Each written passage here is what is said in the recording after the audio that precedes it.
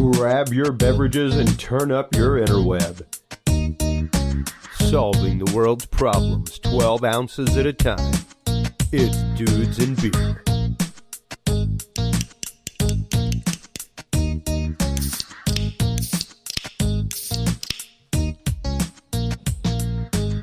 Well, hello everybody. Welcome to episode 237 of the Dudes and Beer podcast. I am Chris Jordan, your host. Please don't forget to go on by audibletrial.com/dudes and beer to get your 30-day free trial of Amazon's Audible. All kinds of great content there, all kinds of good stuff. Great genres, great categories. Stop on by today, audibletrial.com/dudes and beer. Tonight, we will be talking about Mandalay Bay. It is the 2-year anniversary of the Route 91 Harvest Festival.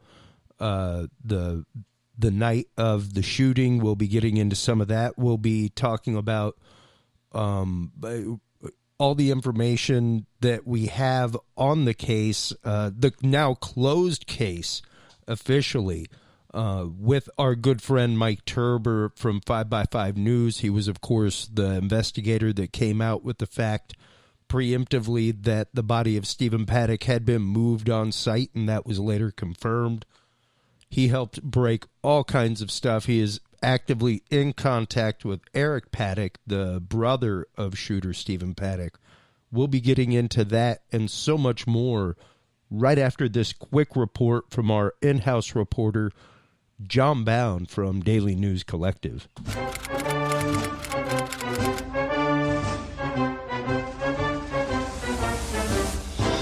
But it's not enough that they be hypocrites about what they do.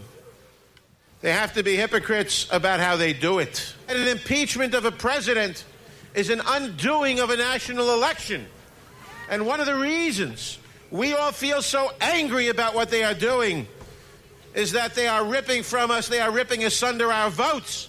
They are telling us that our votes don't count.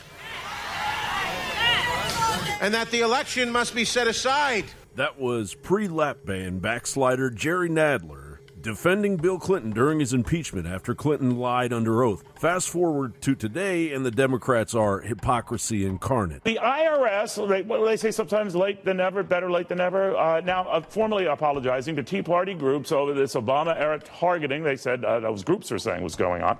Take the IRS situation first. I first learned about it from the same news reports that I think most people learned about this. They were asking for the names of donors of the organizations. They wanted to know what groups that the individuals had talked to, what politicians they have met with, what was the substance of their conversations. And on pro-life groups, they actually put out in a question that the opinions that you're advocating are not based on science. Now, how was that the IRS determination whether they could do that or not? Impeachment is to deal with the abuse of presidential power, and that's what an impeachable offense is, an abuse of presidential power. So when Richard Nixon ordered the Internal Revenue Service to harass political opponents and lied about it, that was an impeachable offense. When Richard Nixon ordered the CIA to interfere with the FBI to have a cover-up of illegal operations and abuse of governmental power, that was an impeachable offense. Well, we want to know if the FBI's decision-making was impacted by politics, as we suspect. There's no rhyme or reason to the effort to exonerate Hillary Clinton, other than they wanted to protect someone who was a candidate for president of the party that was running the administration at the time. How was the rule of law applied? Was it applied in a way that the American people expected by both the FBI and Justice Department under Barack Obama? This is, in sum and character, what the president was trying to communicate. Propaganda was waged in the hallowed halls of the U.S. Capitol. How many Americans, with the collusion of the Mockingbird media, were duped to actually think that what Schiff read was the truth? If Schiff doesn't resign, as President Trump has suggested, Schiff himself should be impeached. Adam has also leaked incorrect information to media outlets. I wish, Adam, we're serious about oversight. There's a lot that needs to be done in the intelligence community about leaks, about FISA. He's not interested in that. He is interested in undoing the 2016 election results. Meanwhile, in the alleged whistleblower's complaint against President Trump that was declassified and released to the public, a partisan CIA whistleblower claimed President Trump threatened the Ukrainian president to play ball or he would withhold U.S. assistance to his country. This was another lie. The Ukrainian government didn't know the U.S. had suspended aid to the country until 1 month after the call. Then there are the Democrats who committed the very quid pro quo they are accusing President Trump of. Robert Menendez, Richard Durbin, and Patrick Leahy wrote a letter to Ukraine's Prosecutor General, Yuri Lutsenko, expressing concern at the closing of 4 investigations they said were critical to the Mueller probe. In the letter, they implied that their support for U.S. assistance to Ukraine was at stake. The Democratic senators declared, "We have supported the capacity-building process and are disappointed that some in Kiev appear to have cast aside these democratic principles to avoid the ire of President Trump," before demanding Lutsenko reverse course and halt any efforts to impede cooperation with this important investigation. In the Democrats' mind, a witch hunt targeted at our executive office is just fine. But when that executive office utilizes its privilege to investigate corruption within the Democratic Party, all bets are off. What we are seeing is the deep state flexing its 6 ways from Sunday corruption. And in its wake, a Democratic Party that as a whole has acted with impeachable tyranny, utilizing the propaganda Obama legalized. Meddling in the 2016 election, which has been documented that they meddled in the 2016 election. A DNC operative met in the Ukrainian propaganda, embassy. Mark. That's Russian propaganda. No, it's actually in Politico, as reported by Ken Vogel, who works for the New York Times now. To hijack the levers of government to exact revenge for the impeachment of Bill Clinton and the failure of Hillary Clinton's bid for totalitarian control. John Bound reporting. Always some interesting angles on things from John Bound. We love having him part of the HC Universal family. Tonight, we'll be talking about the Mandalay Bay Massacre, the shooting at Mandalay Bay.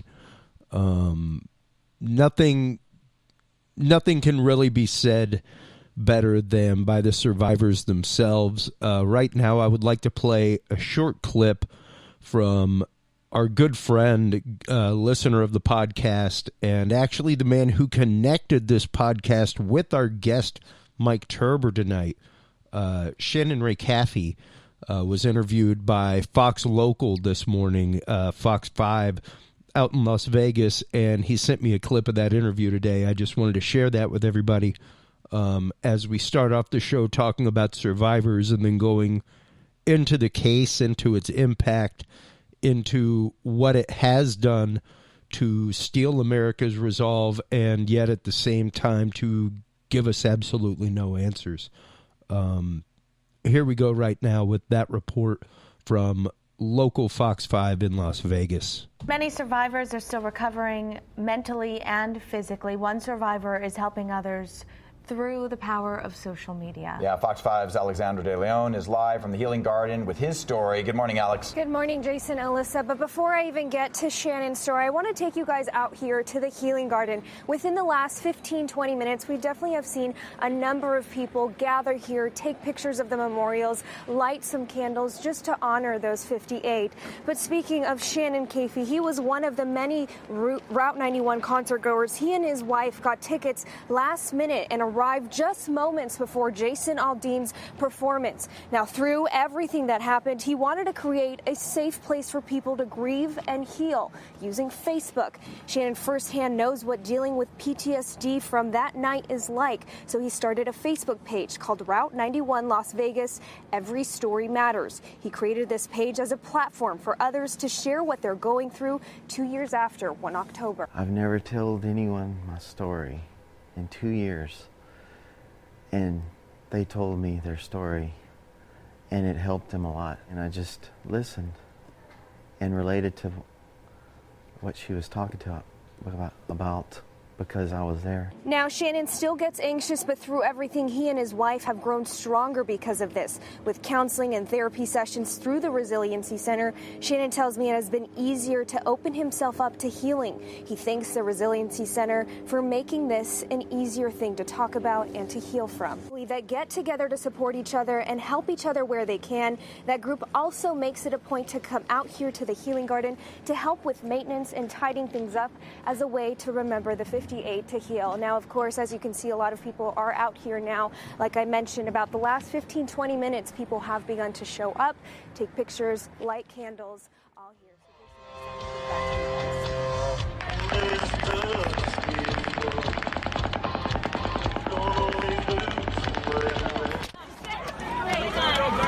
What you're listening to now is actual footage from the Route 91 Festival the night of the shooting. From the performance there of Jason Aldean at the beginning to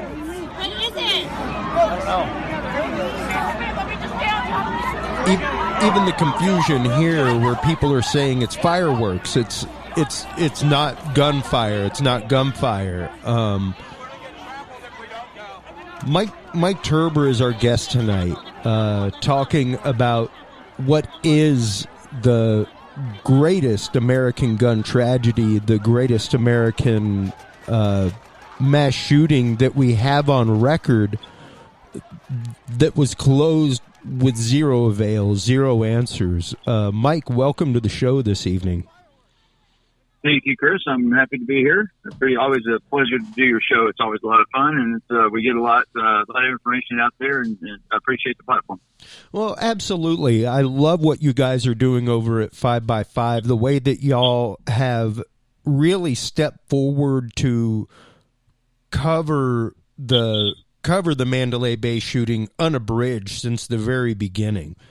As I said in the intro, Shannon, the gentleman who helped start that Facebook group for survivors, got a heart the size of Nevada, that man. And he is the one who actively got us together for you to be able to come on the show and share some of the information that you had about things that happened. So, there's no better person out there. I can, in my entire life, I can count on one hand the number of people that I would put in the same category with Shannon as far as just being a genuine, true, just loving, caring person, and just he is it. And I just love him to death. I mean, I talk to him basically every day, and I just appreciate him being in my life. It's just a breath of fresh air after all the stuff that people go through in their lives. To have someone that's that genuine and that sincere, it's hard to find. Yeah, absolutely. He is 100% genuine, knows how to be no other way. And to see the strides, because I know he's come on the show before with his wife in the background, and not necessarily told the full story, but definitely shared the impact that it had on their lives being there that night, the aftermath in their lives, everything else. And to have someone like Shannon that has been impacted by this, to actively have a friend that's gone through it makes it something for me that is absolutely and cannot accept new messages at this time. So we just lost Mike Turber again. Always fun trying to get through a security professional. There he is. There I am. You gotta love doing live shows. Yeah. You can blame Eddie Schmitz for that one. Yeah. Well, and okay, like I was just saying, to find someone like Shannon who's willing to share their story with other people, willing to help survivors, is such a beautiful thing. And to find someone who's willing to connect people like me with people like you to be able to get this news out there.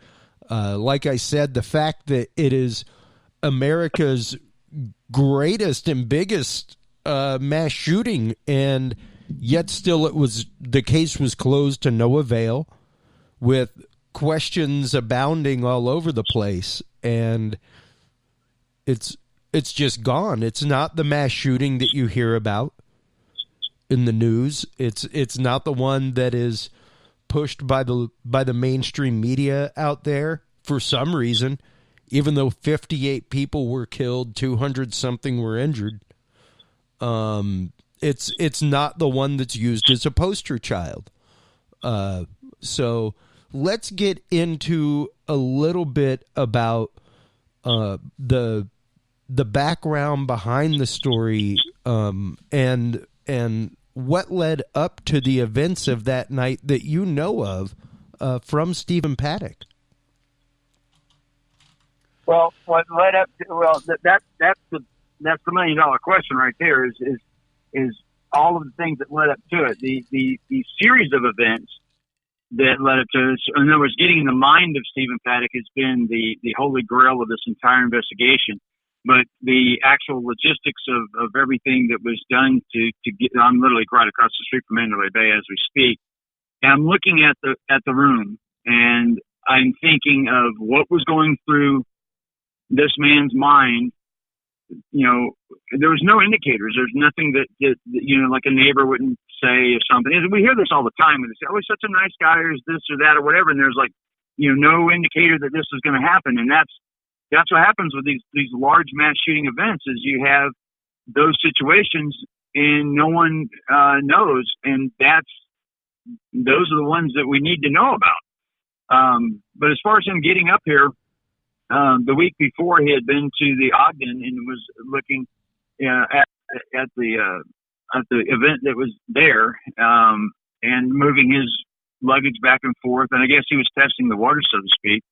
And then, of course, he comes down to Mandalay Bay on the 25th and checks in, and gets his room. And on 28th, he adds a second room, and he's just going back and forth to Mesquite. He's bringing more and more and more of his armory up to the room using the service elevators at will, with no hindrance, nothing stopping him. Just much like I did when I tested their security just to see just how easy it was. It was sure, obviously ridiculously easy. And then, what was he doing the days before? Well, he was gambling money. $1.6 million is how much money he gambled the week before. Of course, it's not that he put $1.6 million in a machine. If you put $100,000 in a machine and play it over and over again, then that money recycles and it looks like he had more money. But, that's how much money went through. But you start wondering, he was doing what he normally did. He did nothing different other than bringing a large number of suitcases to his room. Nothing seemed to be out of the ordinary. And that's why bells and whistles didn't trip off, other than the room being, put on the do not disturb for a little bit longer than it should have. Obviously, that situation supposedly has changed, where they monitor that a little bit more closely now. And I can attest to that. Actually, I have myself worked night shifts and frequently get woken at 6:30, 7 in the morning by security after 2 or 3 days, saying that they need to come walk my room. Right. Not even joking. That is something that has started here in the last 6-7 months. Pretty hardcore at quite a few properties there. Yeah, I've only had that happen one time, and that was actually when I was in China. I've never had it happen in the United States, where somebody came up in the room, but it was I just didn't. I had landed. It's 18 hours difference, and I landed, and it took me 2 days to recycle my circadian rhythm and to get back in the swing of things. And so I would sleep at odd times. I just didn't want anybody, messing with the room. And then they pounded on the door that last day. Luckily, I spoke enough Chinese to figure out what they needed. I didn't know what it was. But then they opened the door, and then they came in and just need to check things. I was like, okay, well, that was interesting. And that was the end of that. But I've never had it here. I got kicked out of Luxor just for wearing an earpiece one time. That was kind of an odd situation. And when they kicked me out, they walked me to Mandalay Bay and let me. They said, "You need to leave the property." I said, "Okay, well, where do you want me to go?" He said, "Well, go where on are you their parked?" property. I said, "Well, I'm not parked here." Yeah. I was at Luxor, and they said, "Well, you need to leave the property." And I was like, "Okay." And all because I was wearing an earpiece for my radios. I use Motorola radios. Whenever I'm talking to somebody, we're moving equipment back and forth to the van or the truck or trailer or whatever. And I'd left my earpiece in, but it's the same earpiece the Secret Service wears. It's the same one. So they saw that, and of course that tripped bells and whistles, and they said I need to leave, and I was like, that was bizarre. I'd never had that happen before. And they literally, and this is after the shooting, they walked me over to the Mandalay Bay. They said, well, which way do you want to go? So I guess towards Mandalay Bay, and they walked me over there and stole their property, and they let me go into Mandalay Bay. I found that rather odd. Yeah, and we've talked about that before, the fact that security at many properties is not necessarily lax, so to speak, but when it comes to the high roller suites, things are a little bit different. The security line is different. Things go through a different system altogether, which is what ultimately led to the delay of police response to the incident. Let's start going through a little bit of the timeline with things that went on the night of the festival and the night of the shooting. Okay, well, if we start from the 10 o'clock time frame, at that point, you had several things going on. Jesus Campos was walking through the hotel, and he had received a hot sauce, which is a hot SOS call, where you have to go to a room because the room's door was open for too long, or some other, whatever issue was with the room, and normally it's the door being open. And so when he went up he was going up to the 32nd floor, but he had a couple other calls to go to first. So he went up to, and this is a cause for contention because he had a contradicting story as to which floor he walked up from and walked back down to. But let's assume he went to the 31st floor and walked up the stairs to the 32nd floor and could not get through the outer door, the first door that you come to when you're on that floor, which is just so you know, when you go through the door on the stairs inside Mandalay Bay, it's two doors before you get onto the floor. You go in the first door, and there's this little foyer area that actually has a phone in it, and it's like a buffer zone, I guess. And then the second door takes you out into the actual floor where you're actually walking the hallway. That door is virtually adjacent to room 32135. So if you're standing in the hallway looking at 32135, that door would be to your left. And then as you go through the door, you'll go through the second door, which leads you to the stairwell. So he came to the second door, or the first door from the stairwell side, and that door was essentially blocked. And he didn't know, what was the cause of that. And so, and this is where the areas of contention come up as to when he actually called down and for maintenance to come up and what have you. So he leaves, and then goes either down to, back to 431 or up to 33. Depending on which report you believe, and goes over to the main core elevators, which is called Central Core, and goes to the 32nd floor and gets off and starts walking towards the room 32135. So all of this takes a couple minutes, or maybe 3 minutes. And as he gets down towards the door, he notices that there is a drilling sound, or whatever he thinks is a drilling sound, but he notices the L bracket is on the door. He sees that, calls down, and then that's when maintenance supposedly comes up. So now you've got Jesus there hearing some drilling sound in the room and also noticing an L bracket on the door blocking the door. As he comes out of that door and he starts walking back down the hallway,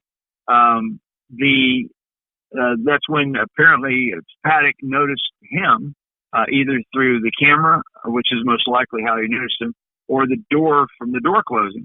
And then he started firing down the hallway, and that's apparently when Jesus Campos was hit. But also, Jesus, as he was walking down and he realized the shots were coming down the hallway, someone walked out in the hall, and then he told him to duck back in, and then he ducks behind a little area where the doors are, because the doors are not flat. Each of the door areas have two doors. Your left door and your right door goes into one room and in a different room, and that's recessed about 18 inches. So it's enough room for you to duck into and try to avoid being shot. So he ducks into there, and then the shots are still coming down the hallway.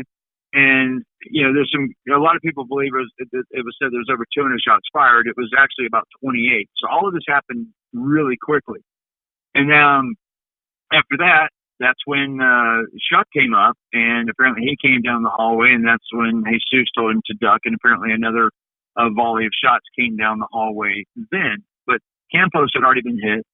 Shuck was not hit. And then that's when Paddock basically stopped paying attention to whatever was going on in the hallway and just continued firing his volleys out the window, firing about 1,160 some odd rounds out of room 135. And he fired 8 rounds out of 134. So the time frame after that, from 10:08 to 10:09, in that time frame is when he started firing at the fuel tanks, which everybody thought he was shooting at the tanks, when in fact my investigation has concluded in what I gave to the attorneys a long time ago was that he was not firing at the tanks. If he was firing at the tanks, he would have hit them. Anybody that has been here can see how large these tanks are. Yeah, it'd be hard not to miss one. They're about the size of 4 houses put together. Exactly.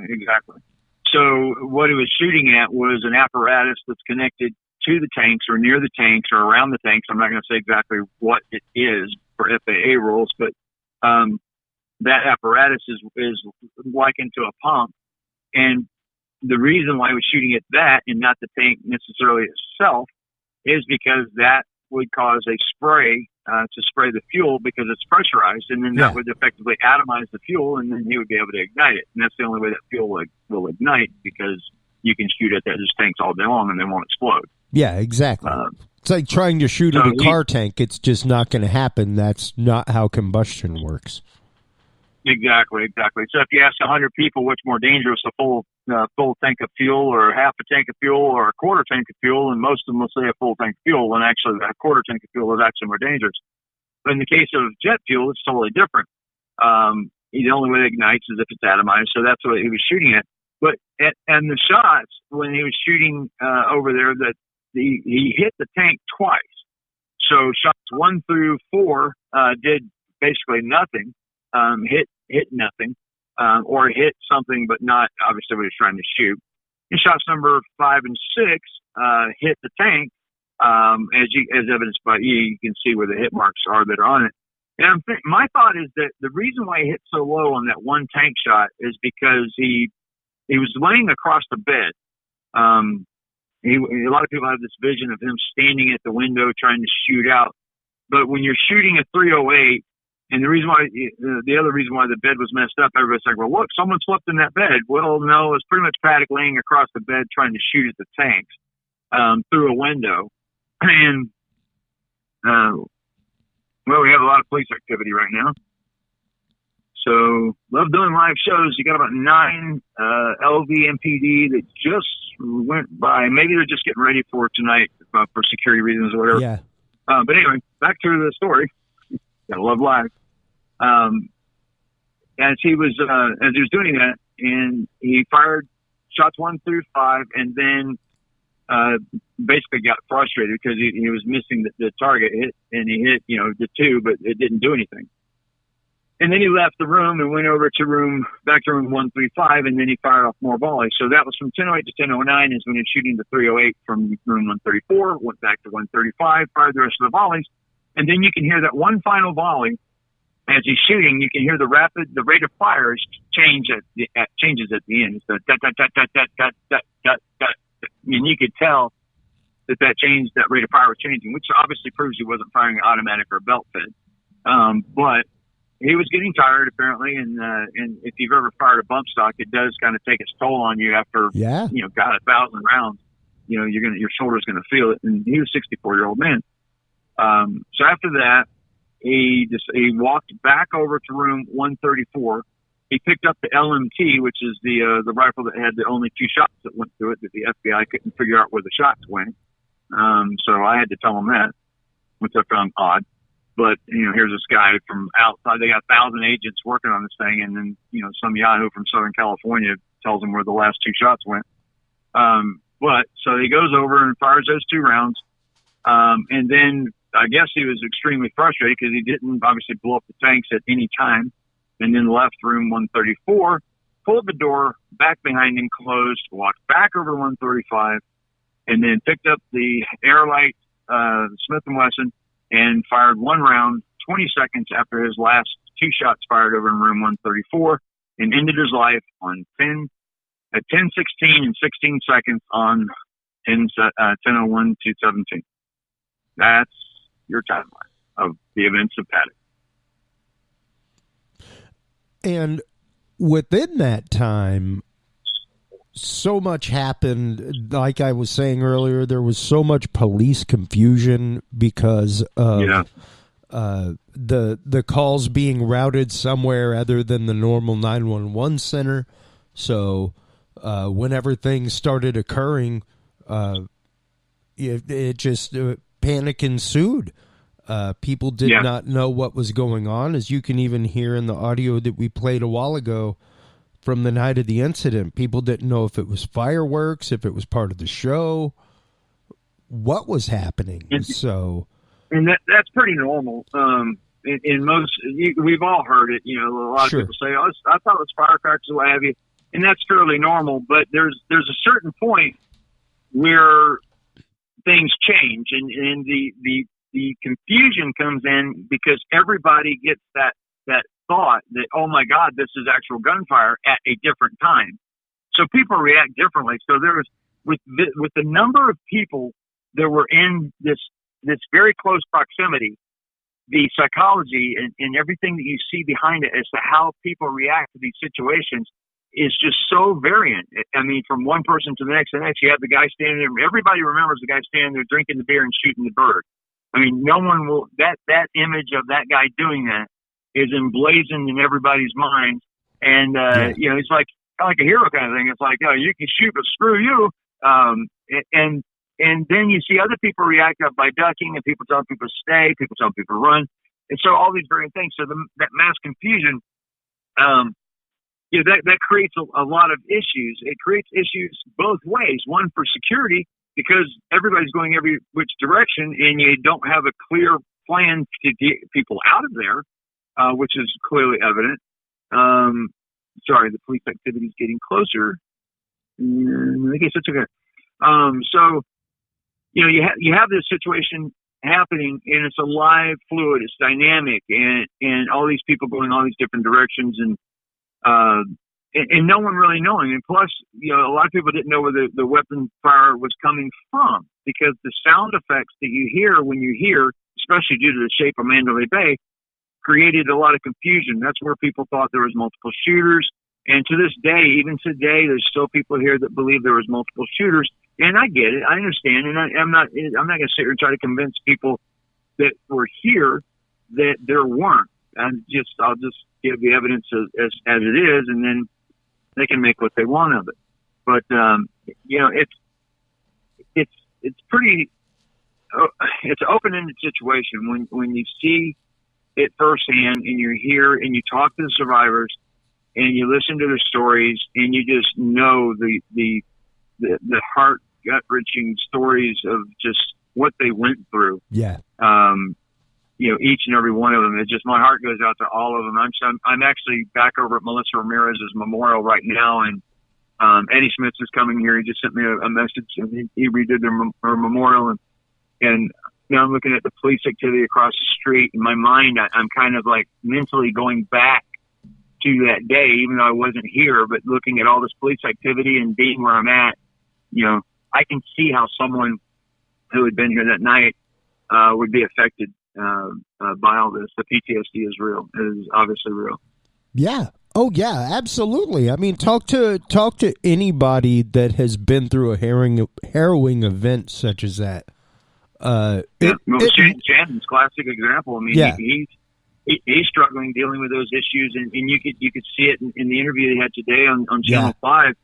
I mean, it's just, and Shannon's he's a very soft-spoken, gentle person, and he doesn't express his anger, you know, outwardly in things like that. And that's just something I admire. I wish I could do that sometimes. I'm just the opposite, but yeah. So I live vicariously, I guess, through him, but, you know, in some ways you start thinking maybe some people are holding it in or whatever, but everyone has to deal with this in their own way. And there's no one set way to to say, okay, well, this is what you do. This is what you do after a mass shooting. This is what you do after a shark attack, or, all these different scenarios that play out. They're all different.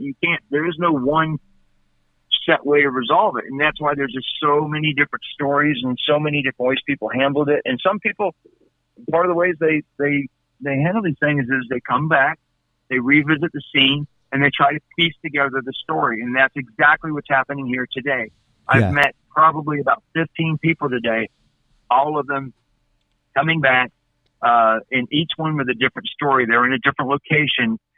They were witness to someone going down, or they ran and they were injured themselves. I had one lady that was here earlier that she talked to me for about 30 minutes on my live. While I was live earlier, she just came up and just started talking. And, she told me that she had broke her foot and didn't even really realize it.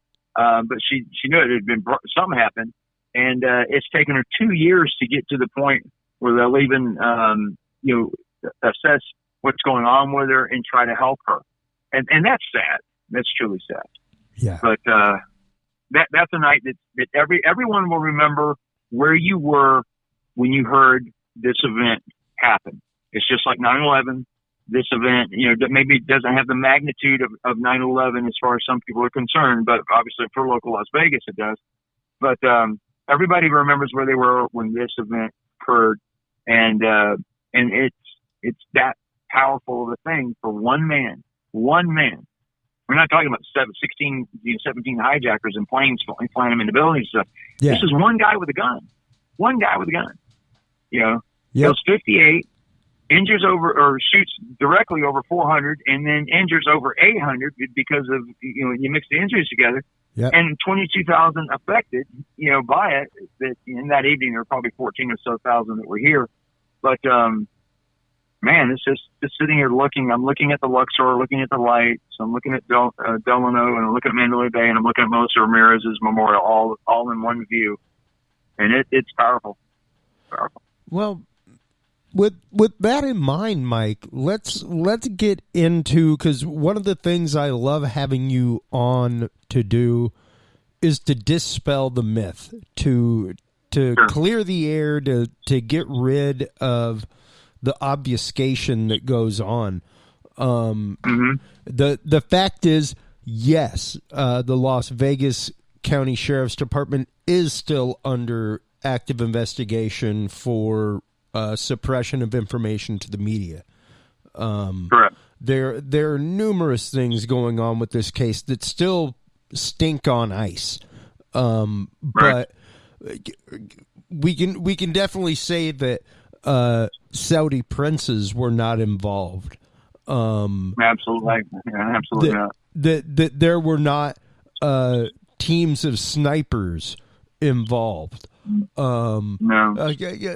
What are some of the wild stories that and these are just things I've heard from people that I know, not only there, but just within the circles I run with. I would have to say the most damaging, I'm going to rate them in what I feel is the most damaging ones to the least damaging ones. Sure. And the most damaging one I feel is the helicopter theory that's been pushed by a man whose name's Scott. He goes under the screen name John Cullen or Johnny Hoover. And so he's pushing that helicopter theory. He's been pushing it since day one. And he ventures off into other arenas every now and then. But he pretty much always comes back to the helicopter theory.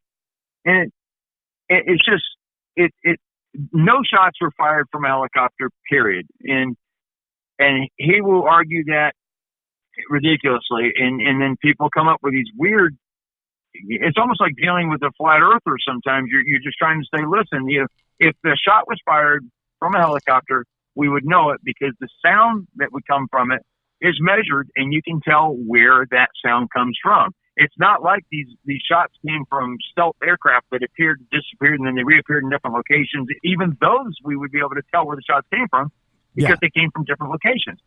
All shots that were fired all came from either room 32134 or 32135, basically, period. There's no other way. Now, the other hotel shots and stuff like this further down the venue, you can sit there and argue that all night long. Like the one sound that I thought was automatic gunfire that you heard over a BWC that was a person just keying his microphone, stuff like that. So the helicopter theory is complete bogus, and that's it. There's no middle ground there. And sometimes when you watch it, I watch him every now and then, and I just start laughing because he asks questions that are really silly. Do you see the helicopter? Yes, I see the helicopter. Okay, so we've established you know their helicopters were there. Yes, I'm looking at 3 right now. Like as I'm sitting here, there's 3 helicopters in my view right now. If I open this door, you can hear them. So I'm sitting in my truck. So, that to me is like, what are you trying to say? And how stupid do you think people are to actually say these things to get people to believe you? But he keeps pushing it. And if you say something, and it's so funny, he says the story that if you say something enough, people will eventually believe it. But he's saying that about other people, like we're saying it. Okay. Double cycle, whatever you want to call it. Yeah. So that's the main one. That's the one that causes the most issue, especially for me, because I had someone call me up one day and say, Mike, please tell me these helicopters are not coming after me, because she could not even go to the grocery store. She didn't want to leave her house because she heard helicopters, and she lives in an area where helicopters don't normally fly over her house, but this day they did, and it just panicked her because she was so into that. I was like, wow, okay. And that's when I went off on Hoover that day and did not stop. There's Eddie. I can see him down there. And that was just nuts. So, and that's where my big thing about debunking Hoover comes into play. So then you have the other theories that are just, some of them are borderline absurd. The most absurd theory, the most absurd thing is pushed by a group of hoaxers that go by the monikers of Truth Bomb, KL, Nini, whatever these names are. And they push these theories, and Truth Seeker, and they push these theories that no one died, that even they go as far as to say that no one died, but what they did was they actually killed people and put them frozen in these trucks, and then brought their bodies out here and placed them strategically around the venue, and then had the cops come and pick them up later. Yeah. And some of this stuff, you just got to go, are you kidding me? How in the world could people come? It's like someone sits there and somebody has to make this up. So somebody actually has to sit there and go, okay, let's see if we can explain this one. And then sometimes you just sit there and go, well, there's so much video evidence that proves otherwise. And when you do that, let me beep it Eddie there. When you do that, sorry, this is actually live, and Eddie Smith's just got down here. I need to make him know that I'm here. When you do those things, then you're creating other issues. And what happens is these people, they have a tendency of dismissing any evidence that doesn't support whatever agenda they're trying to push. So you could show them, you could probably have Stephen Paddock at the window shooting people, and you could see the person that he shot fall over, and they'll still say it wasn't Stephen Paddock, because that's the biggest thing. Stephen Paddock never fired a shot because we don't have the ballistics, which I have to somewhat agree with. But they say these things, and you try to determine where they're going to go with it. What is your end game here? Because they're going to push this agenda of something that didn't occur, only to push or maybe get viewers or subscribers or whatever. And after a while, you just kind of start ignoring it. But then you have people that are still doing this issue, and then you start, like me, I just go after them. I get mad and just start doing all kinds of crazy stuff. But that's me. So, but those are the main ones. You got the main, just in a nutshell. Let's just paraphrase this. You got the helicopter theory, bogus. You've got the Saudi Arabian connection, completely bogus, because it all depends on whether or not the Saudi prince was here and or what they were actually trying to do over at Tropicana, which was actually all these different things. So you got that theory, bogus. Then you've got the theories of multiple shooters all around the venue. Well, I can tell you this with 100% assurity, there was no other shooter within, say, a quarter of a mile of this location, because I would have heard it unless they fired shots indoors. So that takes that out. So as far as the venue, shooting into the venue, one shooter, that's it. So then you move forward, and then you have the nobody died. that to me is just unbelievable and is the most disrespectful thing that people can do. You know, people died. There's still some other questions I have out there. I can't put the gun in Paddock's hand. I have to admit it. I have to pull back and go, you know what? We don't have the ballistics report from the FBI. They haven't released that for whatever reason, but they've released it to the LVMPD. Now here's where all this goes. You've got the Las Vegas Metropolitan Police Department, who's received a lot of work from the FBI. Over 1,000 agents worked on this case. And with that 1,000 agents working on this case, you've got these agents doing all this work, gathering the evidence, and sending out to Quantico. So LVMPD was the lead on the case. The FBI actually came in and did all of the evidence gathering, did not take the lead role on the investigation side. So that's why we only got the 2.5-page report from the FBI, is because they weren't supposed to do the report. So all we have is what I call the shit reports. You got the FIT report that was given out on January 28th, and then you have the second FIT report, which is basically the final report. But I basically lovingly call them the shit reports, because there's so many inaccuracies in these reports that I pointed out that just don't make a lot of sense. And that is where you start getting into the questions as to why. You've got the conspiracy theories. Why did those happen? Because we weren't getting answers. From the very beginning, they did not give us information. You got Aaron Rouse here from the FBI. You've got LVMPD. And you ask them questions, we'll get back to you with that, blah, blah, blah. They wouldn't give you answers. The only answers they would give you was the answers that were obvious that we already knew. So basically the press conferences were just a review of whatever the reporter said the day before. We already knew all this stuff. Yeah. And that becomes an issue. So I don't know. There's when you think about an election year, you got the sheriff running for an election, who's running on an election that's saying he's transparent this and transparent that, but he holds back specific information that was supposed to be given out to the media because they lost the lawsuit. The Supreme Court of Nevada ruled that they had to give this information out to the media, and they didn't say you had to give out a little bit. They said you need to give all of it. All of it. All of it. Yeah, there's no precursor there. There's nothing saying, okay, well, you can do this, but, you know, we understand about not doing the body-worn cameras. No, they said everything, because that judge was pissed. So they gave this information out over time, and they didn't give it out chronologically. They didn't give it out in any order other than in order to save Sheriff Lombardo's ass. Yep. Because the video that showed that officer freezing and the obvious cover-up that came with it was withheld until after the election.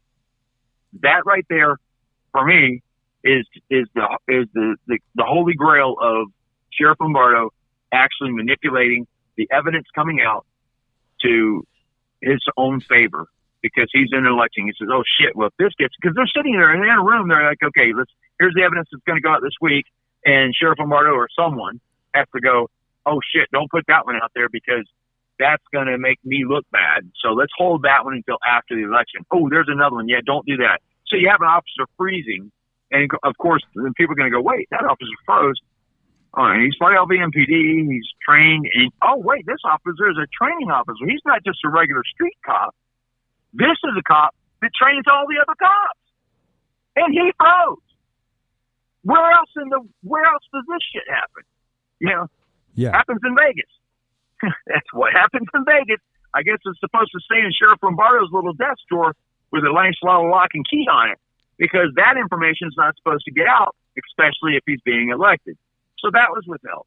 And then you have various other things that we start seeing. Okay, wait a second. We got this coming out. And, you know, I don't know. And then I asked him a question about the leaked images with Levi Hancock, and he lied to me directly. And then, you know, today when I shook his hand, I just wanted to ask him again, but I asked, you know what, this is the remembrance thing. It's not the time to lumber him. I was thinking about doing a little lumber on him, but thought better. I wanted to lumber him so bad to say, Sheriff Lombardo, you stated blah, blah, blah, blah, blah, blah, and guess what? You're a liar. And here's the proof, and blah, blah, blah. What do you got to say about that? I couldn't do that at that event, because, I mean, it's a somber event, what have you. But if it would have been a press conference, I would have been all over his ass. Yeah. Oh, man. And It was interesting to see the way that press conferences went down for this. It was abominable to see them just close the case with no information. On all fronts, closed. Well, it was weird because when we were called down to the PIO, they were given the information. Now, one thing I can say is that going down and getting the information from LVMPD was a fairly painless process. It really was pretty uneventful. There was no major issues there other than the fact that it was coming out weekly, and they could have just dumped it all pretty much at once. But they had to go back through and verify that, like, police officers' cell phones, as they're looking at them, you can clearly see them, as that, evidenced by one of my videos. You can clearly read what they're saying and see other people's phone numbers. So, yeah, redaction of that stuff is okay. I get it. But it doesn't take forever to do that. Now, here's the problem. Here's the bigger problem. You got two guys that are here in Las Vegas that have done a ridiculously tremendous amount of work to try to actually gather all the information and keep it in an archival type way, hence the name Las Vegas Shooting Archive. And then you have Weg Og, which is another creator, who both of these guys have really just gotten together and have done just an amazing job of putting all this work together. So in doing all of that, it has come to our conclusion that they have not given us all of the information. And this effectively puts Sheriff Lombardo in contempt. He should be in jail right now, or at least be paying some heavy fines and or be censored, or whatever it is they do to sheriffs. He needs to have that done to him. If I was a judge, I would throw his ass in jail, because this guy has told us that we've received everything. But there's body-worn camera footage gaps that are just ridiculous, that are just in there. Now, people say, well, who cares? We know who shot you. Even Mike, you believe Stephen Paddock shot everybody. Why do you need all this other body-worn camera footage? Do you need it just to fill content on your page? No. We need it because it's basically public information that's supposed to be given to us, because we pay them to do this. Yeah. And when we have questions, we want answers. And the judge agreed, and the judge told him to do it, and he didn't do it, but he did it over time, thinking, well, I'll just keep giving this stuff out until eventually, they lose interest in it, which is exactly what happened, and it's exactly what he did.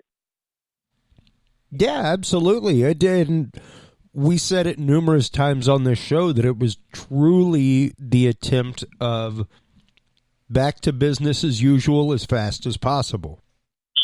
Yep. And Tucker Carlson said it one night when he was interviewing Catherine Lombardo, who passed away last couple weeks ago.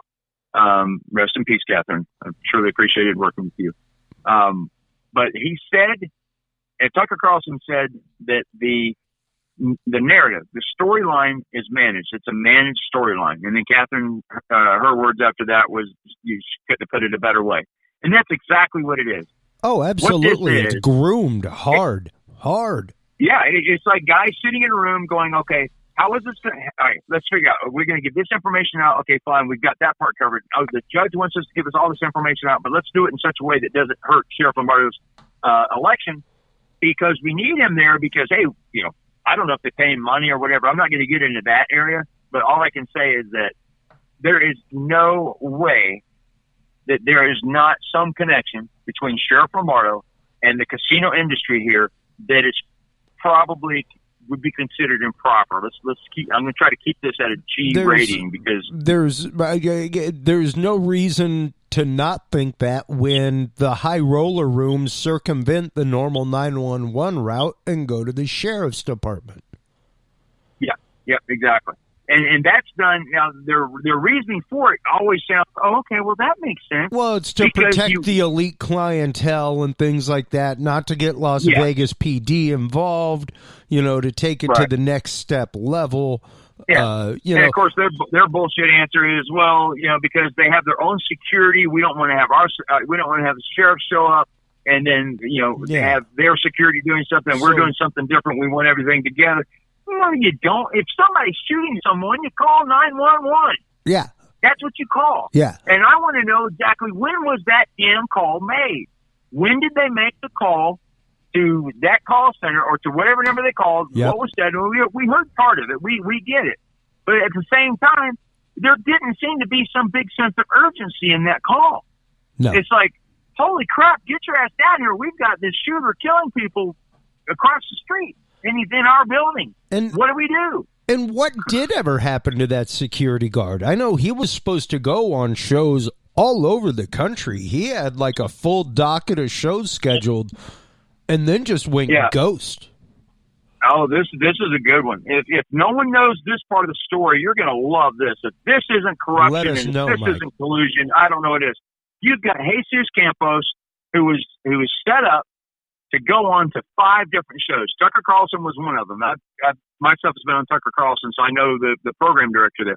So you've got Tucker Carlson, and you've got MSNBC, you've got CBS Fox. I get all these different shows that this guy's going to go on. So 5 different newscasts that evening that he was supposed to go on. And all of a sudden, he's nowhere to be found. He's not going on these shows. He supposedly has to go to Mexico because his family has a reunion down there, which I actually did check out, and that actually was true. But, it's still real fishy that they would let this individual, he's the only witness to the actual shooter shooting from that room. Injured he witness. Was there. An injured witness. Injured witness. So, and Stephen Schuck would be a close second. So this guy, you allow to leave the country. We're not talking about, he's going to go to Southern California and visit, whoever, Mike Turber, and then come home. No, this guy leaves in a car, on a rented car, whoever rented the car, and drives to Mexico, by himself, with an injured leg, and then spends some time with his family or whatever down there, and comes back. Okay, well, great. He came back. That's great. But when he comes back, what happens? He appears not on a TV show that has a seasoned reporter who's going to ask him the hard driving line questions, all the questions that an investigative reporter has been just programmed to do, that's going to get at the action and get at the answers that these victims and survivors and families of these victims deserve. Where does he go? He goes on a show hosted by a comedian. Are you fucking serious? Yeah. Sorry about the language. I mean, come on. Who wrote that script? And then there was one day I was walking around Mandalay Bay. It was after that happened. And I stayed there several times, and they've only kicked me out that one time in the foundation room, which is odd. So I'm walking around, and I've got my camera with me, and I'm in the casino, which you're not supposed to film. But I'm sitting there going, hey guys, I'm just walking around Mandalay Bay, and I was just trying to figure out, why is it that this person would come back from Mexico and then who had disappeared? No one knew where he was. Bullshit. Everybody knew where, or not everybody here knew where he was. I guess all the LVMPD or whatever, but no one was talking. So obviously Border Patrol knew where he was. So this guy takes off, disappears. The number one witness of this whole thing, absolutely no one can say any other person is a bigger witness than Jesus Campos. Can't say it. Comes back and appears on the Ellen DeGeneres show. Yeah. And I turn my camera around and I aim it at an Ellen DeGeneres slot machine inside Mandalay Bay. I said, wait a second. Did you guys see that? Huh. That's an Ellen DeGeneres slot machine. How's that? Wow. Hold on. Let me show you the Tucker Carlson slot machine and the CBS News slot machine and the wait, I'm sorry. Those don't exist. But there is an Ellen DeGeneres slot machine, and he's going to be on her show, and he happens to be sitting in Mandalay Bay. I think there might be a connection. Yeah, there's well, and to me, it's been a wild ride of information that led to nowhere, information that came out of nowhere. Even now, the reports of Stephen Paddock's ex saying that life is normal. You know, she was under hard investigation for a little while with things. I know you have been in contact with Eric Paddock, the brother. Right. How has this 2 years later affected the family? How have they dealt with the issue? Well, with Eric, Eric picked me. I didn't go after him and bug him until he eventually caved in to do these interviews. Eric picked me to be the spokesperson, so to speak, for anything he wanted to do for the media. So I leave a lot of ground there. I don't like calling him and bug him and say, "Hey, it's the first. You want to go on live with me or something like that." It's all up to him. It's his call. And the thing, how it's affected the family is the family, obviously, is evidenced by the history with obviously Bruce and then Patrick being somewhat distant, and then you've got Eric, which is in Orlando, and then the mother, which is in her 90s, and then the father, who is on the FBI most wanted list. I mean, no one can look at this and say this is not a dysfunctional family. But at the same time, my family's dysfunctional. And I guess if there's more than 50% of the families in the United States that are dysfunctional, that means we're normal. That's cool. But the thing about this family is that you've got a situation where the brothers haven't really talked to each other in 20 years. You've got Stephen and Eric that have had a continued relationship, but mostly that was primarily business related. It wasn't like a lot of brotherly love calling, "Hey, bro, how you doing? Oh, man, went out fishing and did it." You didn't really have that. So it wasn't that type of phone calls. It was pretty much, "Hey, we need to do this," or "Mom needs that," or, these kind of things. And so it wasn't that really, there wasn't a lot of love in the air, so to speak. So the family wasn't like a close-knit, 50s, Leave It to Beaver kind of family. And we see that. I guess we can see that in the interviews that Bruce did with Jim Breslow, and we can see that in the interview that I did with Eric. There's just not, you just don't see that connection there. But the thing about Eric is, of the entire bunch, he was the one that clearly had the most contact with Stephen, and he would be your go-to guy if you needed to get into the mind of Stephen, or Steve. He goes by Steve. So you would look at that. So the wondrous, incredible investigative agency or bureau that we have, the Federal Bureau of Investigation, instead of actually going through and doing some comprehensive report that we could all absorb and understand and work with, there's an issue there. They did not interview him at all. The FBI interviewed him for 15 hours in conjunction with LVMPD, but when the BAU started doing their report, so they did that review, and Eric's the one that actually woke me up to this. The name of this panel is the BAU, the Behavioral Analysis Unit Review Panel, the Las Vegas Review Panel. And so Eric reminded me, says, "Hey, they're not really there to do an investigation. Otherwise, they would be called the Las Vegas Investigative Panel. They just reviewed the information that had already been gathered and came up with conclusions based on the information that had already been gathered. They didn't go out and have any other questions. But like today, you and I are Monday quarterbacks. We can look at the investigation and go, hey, they should have asked this guy this. And that's the problem with this whole investigation. They never went back and said the obvious question and said, hey, there's a issue here with Jesus or with Stephen Schuck or with anyone. You just don't see that. And they just wrap this thing up in a nice, pretty package in a bow and just, I sound like Eric Paddock now. Well, they just wrap this thing up. They definitely put a bow on it, but I wouldn't say the package was pretty at all. Well, exactly. They wrapped this. They put a bunch of shit in a bag and tied it off and then lit it on fire and put it on someone's doorstep and ran. And we all opened the door and saw it. And I guess we didn't accept it, but it's crap. The whole investigation. I've never seen one. This is my 13th one. This is number 13 for me. So it's not my first rodeo. And all of these that I've done.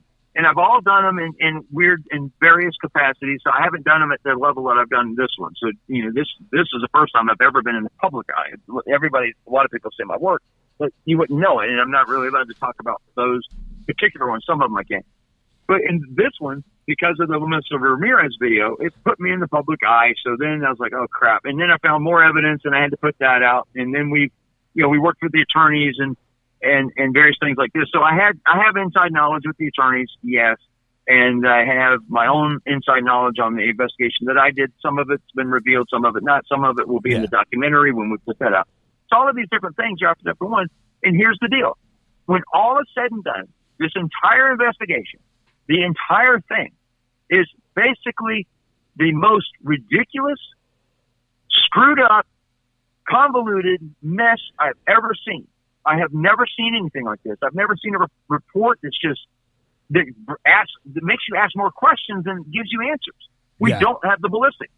The most frustrating thing for me, if a conspiracy theorist comes up to me and says, "Well, Mike, how can you prove Stephen Paddock was the shooter?"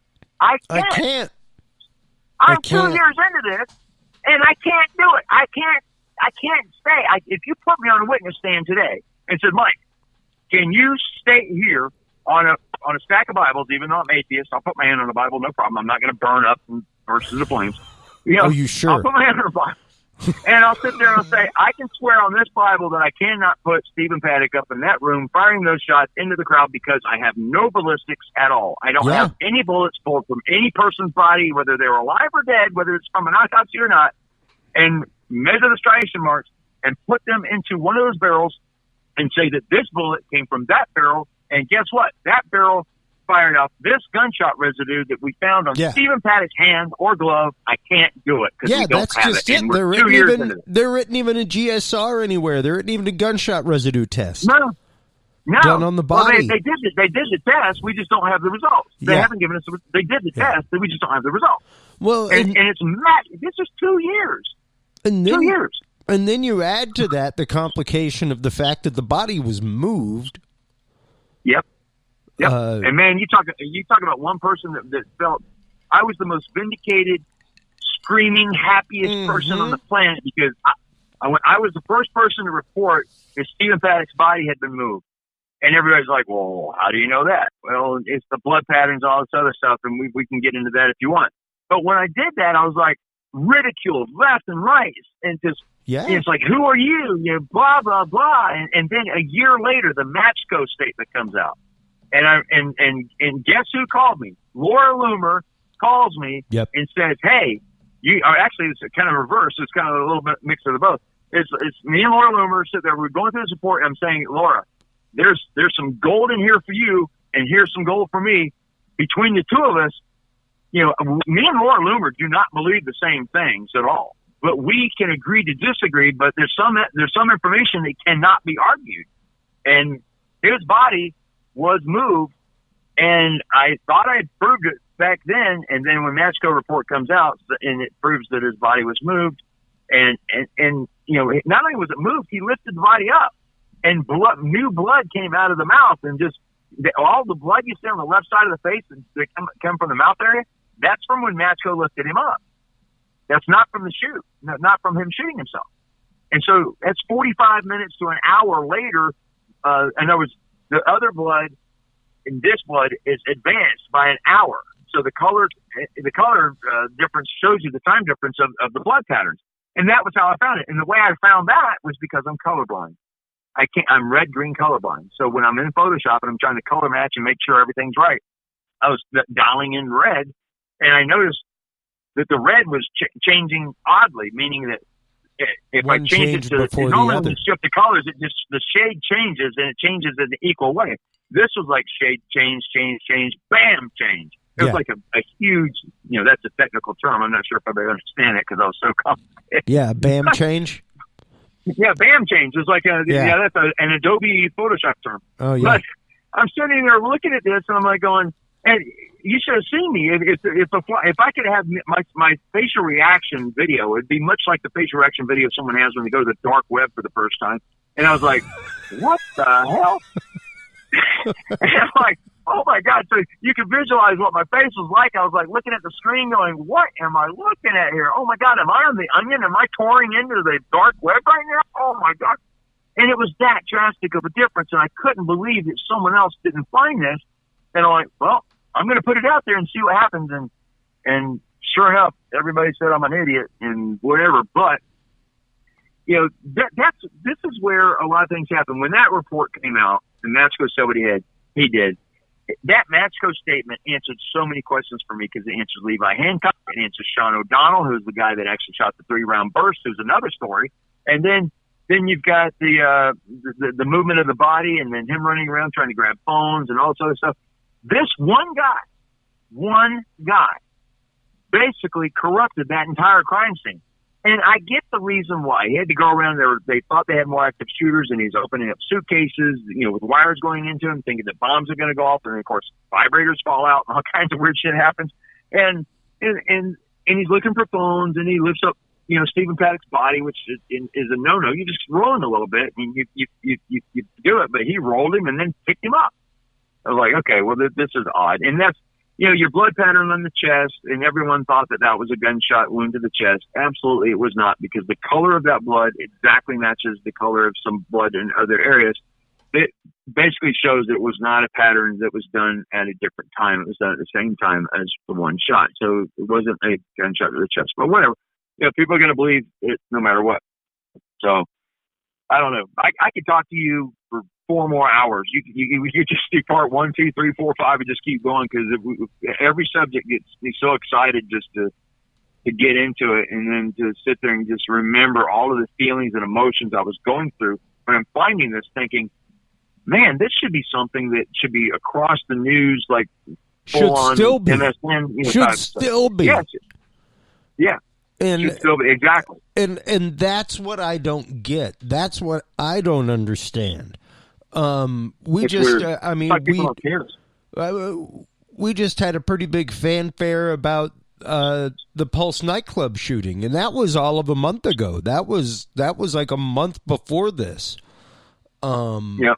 And this investigation was wrapped so rapidly. And in such a strange way. Like I said, I am no investigator by certificate or by career. I worked in media for a little while, so my job was to be a news hound and to follow stories and to read and see how those stories connected, and just follow breadcrumbs, and eventually sometimes you find a loaf of bread. Right, and that's the best analogy ever, because that's exactly what we do in the intelligence community. Is we look for breadcrumbs. We have other terms too, and we look for these little things that lead us to the bigger things, and then finally, we don't know where it's going to take us. And I'm not an investigator either. I'm an investigative reporter, but I'm a self-proclaimed investigative reporter. I didn't go to school to become an investigative reporter. I created the American Press Association a long time ago, and that, I guess, puts me in maybe a different category or something. But I didn't go to any journalistic school. I didn't go to even a photography school. I didn't go to any of this stuff. I just developed these skills over time, whether it was through the military or whether, different, I almost got into the place I used to work, but wherever it was I was working. And, these skill sets transfer over. And when you leave what you were used to do, and you go, wow, I've got all these skills that I can utilize in the real world, but you know what? Let me just do my normal thing, run a motorcycle company, make motorcycles and do this other stuff, or be sales and marketing, or do this kind of stuff, just because I need to get away from what I was doing for so long. Because all you're doing is you're analyzing death, and you're picking targets, and you're doing all these things that your mind just needs to get clear. So I got clear, but then I realized over time, I was like, you know what? I'm pretty good at doing that. Let me get back to a little bit of this. And so I started doing it. I put my name back on the board, so to speak. It's not like an actual board, but you basically say, look, I'm available if you guys need someone that's outside of the envelope, someone that's plausible deniability or expendable, whatever you want to call it. Just somebody that if some crap happens, you can just say, hey, we're done with that. But when it comes down to it, so you're burnable. But the thing is that you have a certain skill set that less than 100 people that are right now have the exact same skill set that I have in the world. And so that's a very select, which is only 63 alive now, 74 in the group, but then you include the instructors, whatever. But long story short, there's 63 alive today that actually have the exact same skill set. And so you start thinking, well, my buddies are doing some of this in their own way. They run security agencies, or they do cybersecurity, they do this and that. And I'm one of the rogues that didn't go that route. So what I did is like, I'm going to volunteer my time. I'm not going to go out and make money doing this. I literally have made zero. I've lost money doing Vegas, obviously, to the tune of over 30 grand, but it was my money and I put it out there and I was like, you know what, let me do this. I'm not looking for it to come back. Sheriff, I almost said Sheriff Lombardo.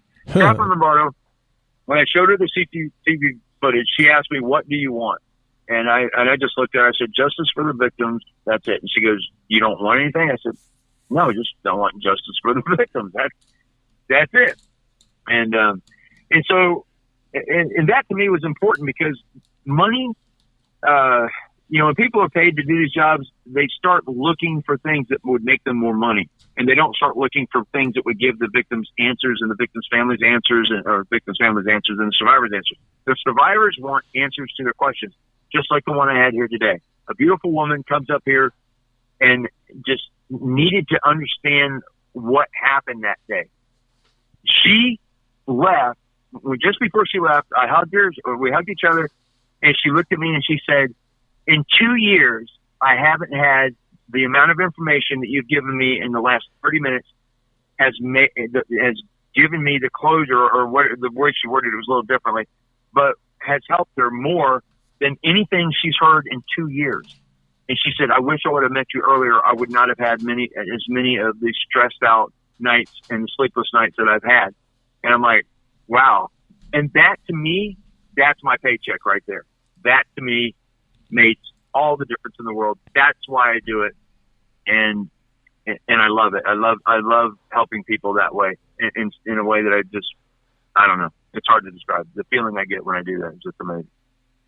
Well, and it's great to see people like you, people like survivors, Shannon Caffey and his wife doing what they can for their local community and people there, starting digital movements to bring people together. I think people like you out there who are still trying to find the truth in so much of this, yet at the same time, being a conduit and being a voice for the family, to where because there I'm sure so many people from so many outlets that have contacted Eric for his story. He came to you guys, And what he said, I said, Eric, why did you pick me? And he said, when you went through the Wynn Casino and bypassed all of their security, I laughed my ass off. I thought that was the greatest thing he had seen during the whole thing. And he says, I thought about what Boba Fett was told by Jabba the Hutt. Is like, you're my kind of scum. And those are his words.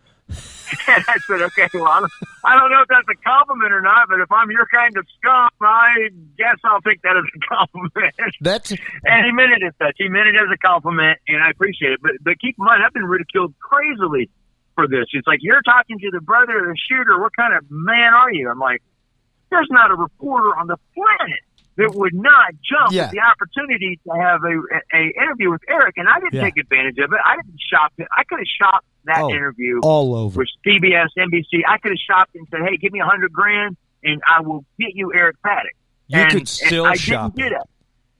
Yeah, I could still do it, but I don't do that. And I think Eric. That's why Eric and I have had this relationship for so long.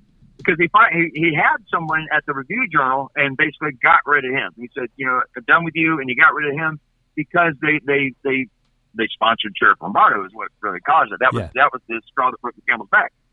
And I don't have any of those issues, but I'm also not a huge platform. I mean, him being on my channel or whatever is not going to get 1 million, 2 million, 5 million views. It's not going to do it. And I'm not monetized, so I don't make anything or whatever. So, but what it is that relationship, he's not obviously looking for someone he wants his word out there when he wants it out there. And if he says it to me and maybe 100,000 people see it, as opposed to 2 to 5 million, he's okay with that. And he got his word out, and he got it out to a person he could trust and someone that he knows that his conversations on the phone with me, we've been all over the map, but those conversations have given me an insight into the mind of Steve Paddock and one like no one else has. And I could sit there, and that is why I think the last few minutes of Stephen Paddock's life, I think I can formulate it in my mind and go through the steps of everything he did, up to and including how he shut the door to go from 134 to 135. Literally that simple. And it's just a unique perspective. I think that it's going to bring something to the case that over time, as people see, I'll write a book. I'll do something like that. We're doing the documentary. The documentary will be out hopefully soon. We wanted it to be out by now, but we're still trying to gather. We want that to be a complete documentary. We don't want it to be, we did the documentary and now all of a sudden the mediation's over and things have changed. We want it to be as complete as possible. So that's the reason for the long delay, and also the delay for my audio analysis, which I've been trying to get done too. So we're going to wrap that movie up next week, and then and that'll go out. I get to see it this weekend. I'm going to be so excited because nice. So much work has been put into that. I can't wait until it's just going to be it's going to be neat. But we have to go through a lot. I'm the producer of the movie, and Ramsey Dennison is obviously the director. And the documentary is going to take a very crucial look. I think you're going to love this movie because it's going to take a crucial look at how the LVMPD effectively botched this investigation and basically they lost the trust of the public. There's no one. I have not met any survivor here that truly loves the LVMPD. Yeah. They loved them for the same amount of time I did. That first hour, maybe you remember it. The first hour or so, in the first 2 hours, when Sheriff Lombardo was up there and he's talking and stuff, was great. But then when Aaron Rouse got behind him, you knew something changed because you could hear it in his voice.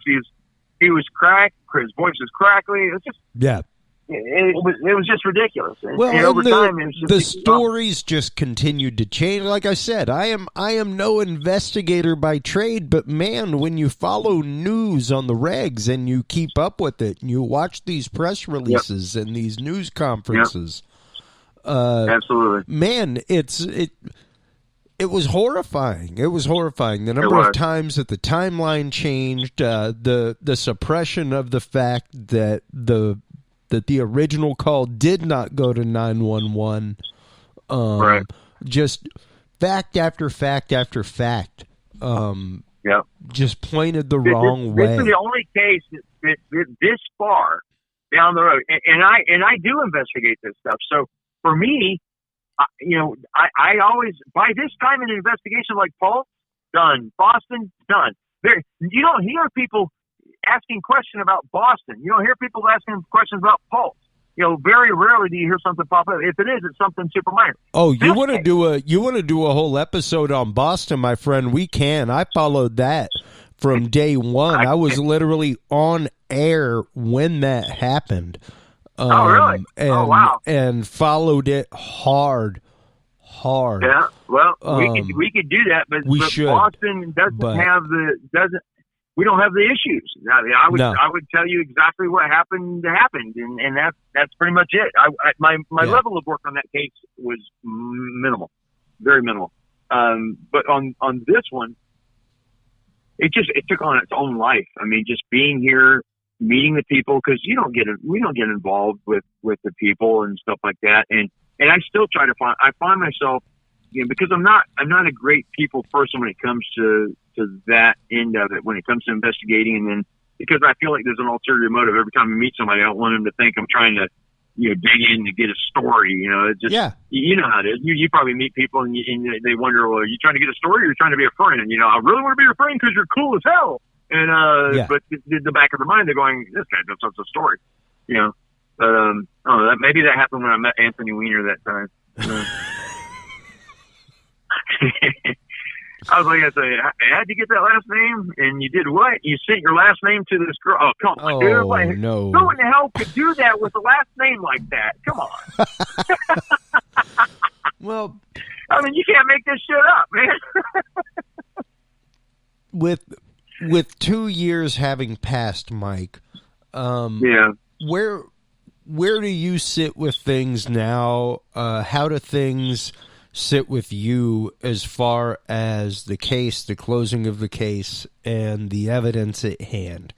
I mean, well,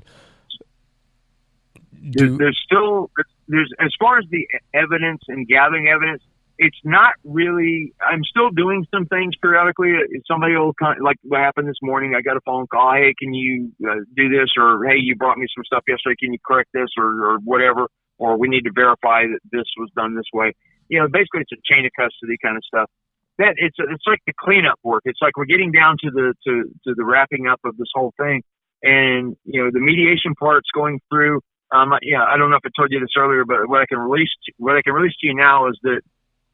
In the early throes of this investigation, you remember when Steve Sisolak and then Sheriff Joe Lombardo had this GoFundMe or whatever it was, this type of account where they raised like $16 million or something dollars. Yeah. And for so long, people are wondering, where did that money go? Remember? Yep. Well, I can verify where the money went. $275,000 each went to. Oh shit! I shouldn't have said that. To each of the 58. I shouldn't have said that. My bad. But anyway.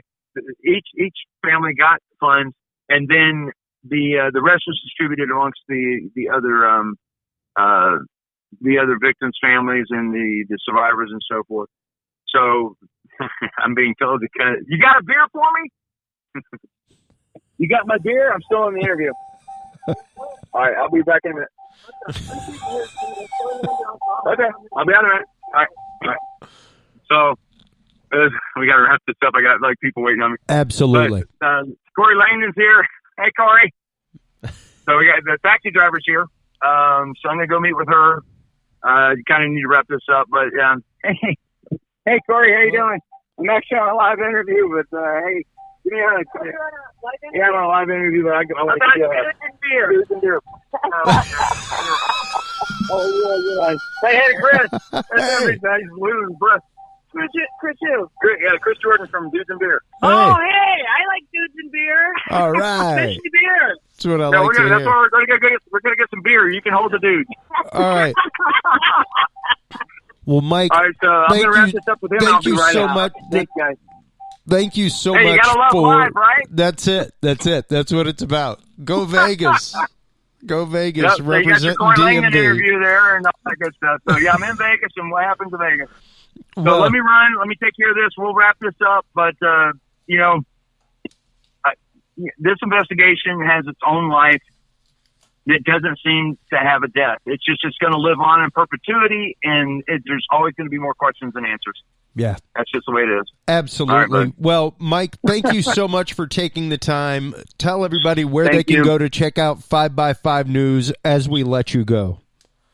Okay, sounds good. Basically, just go to YouTube. That's where I put most of my stuff. Just search for 5x5 News on YouTube. You'll find the channel. Subscribe to it. Hit that notification bell. Let me know you like what you see. The channel's not monetized or anything like that, but when you see something, interact with me. I am a one-man band right now, so when you do that, check it out. Interact with us in the comment section, and I appreciate each and every one of you, especially you, Chris. Thank you for having me on board. Nothing but love out for the 58 and all of the survivors that might be listening to this. You guys are just absolutely incredible and awesome, and I truly appreciate and love each and every one of you. Same here from Dudes and Beer. Mike, take care. Enjoy your time out there. You more than earned it here lately.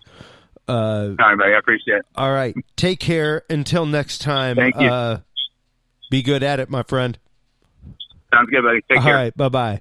While you're online checking out all the great work of Mike Turber and 5x5 News, make sure to stop on by dudesandbeer.com. That's where you can check out all the episodes. That is where you can find the Knowledge Vault. That's where you can find the Dudes and Beer store, where you can find books, all kinds of good stuff. Make sure to stop on by HC Universal Network to check out all the other great content. Until next time, everybody, take care of yourselves, take care of each other, and remember, if you can't be good at it. We'll talk to you soon. Bye-bye.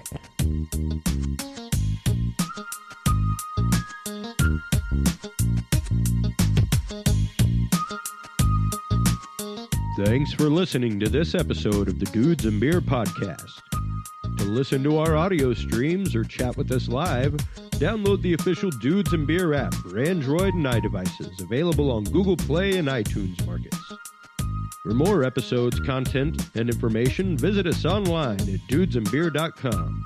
You can also find our episodes on Breach.tv, iHeartRadio, Spreaker, SoundCloud, iTunes, YouTube, Stitcher, or your favorite podcast service. Dudes and Beer is a proud member of the HC Universal Network family of podcasts. For more about our sponsors and other podcasts on this network, visit hcuniversalnetwork.com. Thanks for listening, everybody, and until next time, drink responsibly.